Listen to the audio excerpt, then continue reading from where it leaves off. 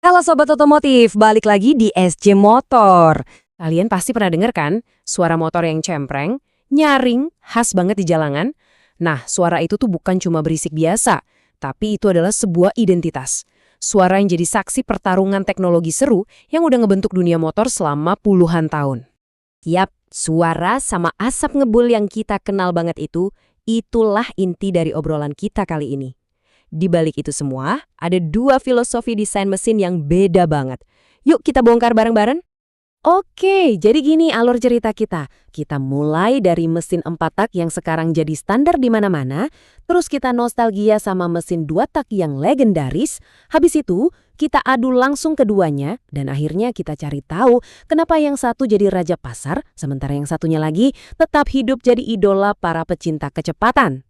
Oke, kita mulai ya.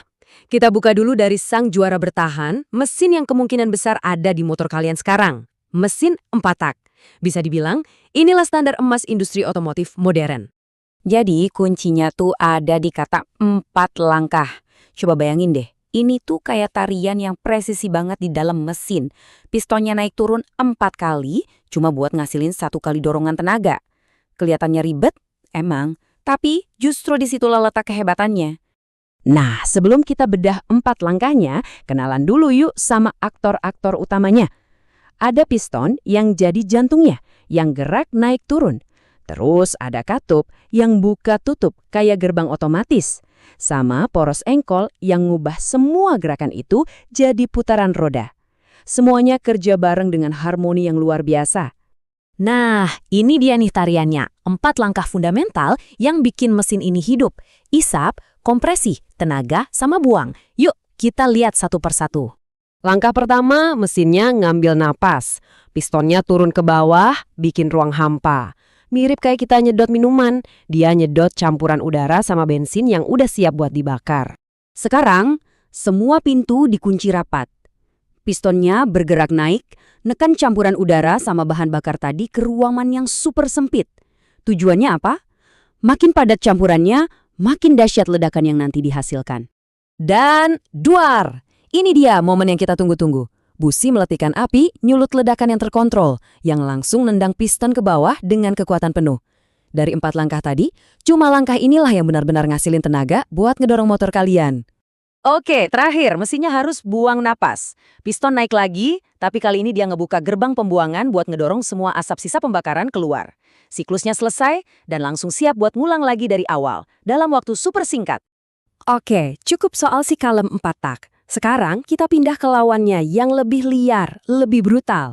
Mesin 2 tak. Lebih sedikit langkahnya, lebih simpel komponennya, tapi jangan salah, tenaganya itu instan dan ngejambak banget. Cuma 2 langkah. Gitu aja, mesin ini ngasilin ledakan tenaga di setiap putaran poros engkol. Artinya, dia ngasih tenaga 2 kali lebih sering dibanding mesin 4 tak. Inilah rahasia di balik akselerasinya yang responsif dan ganas banget itu.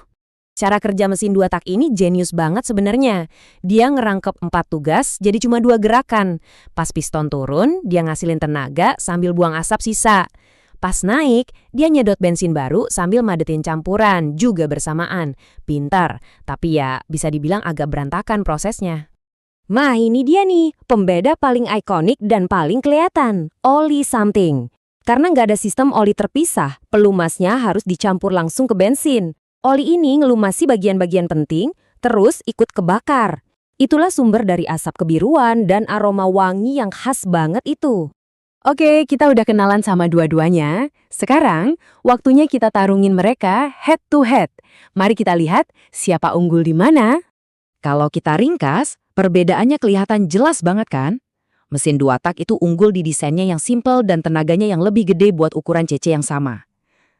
Tapi, mesin 4 tak menang telak soal irit bensin, emisi yang lebih bersih, sama sistem pelumasannya yang jauh lebih baik. Ini kayak pertarungan klasik antara tenaga mentah yang eksplosif melawan efisiensi yang lebih beradab. Nah, dari perbandingan tadi, kalian mungkin mikir, kalau 2 tak sekencang itu, kok motor sekarang hampir semuanya 4 tak ya? Jawabannya ada di kelemahan fatalnya. Jadi ada 3 biang keroknya. 1, emisinya itu kotor banget karena olinya ikut kebakar. 2, borosnya minta ampun, soalnya ada bensin bersih yang ikut kebuang lewat knalpot. Dan ketiga, karena pelumasannya nggak sesempurna 4 tak, mesinnya jadi cenderung lebih cepat aus. Itulah harga yang harus dibayar buat tenaga instan yang brutal tadi. Dan pada akhirnya, ya, isu lingkungan inilah yang jadi game over buat mesin 2 tak di pasar massal.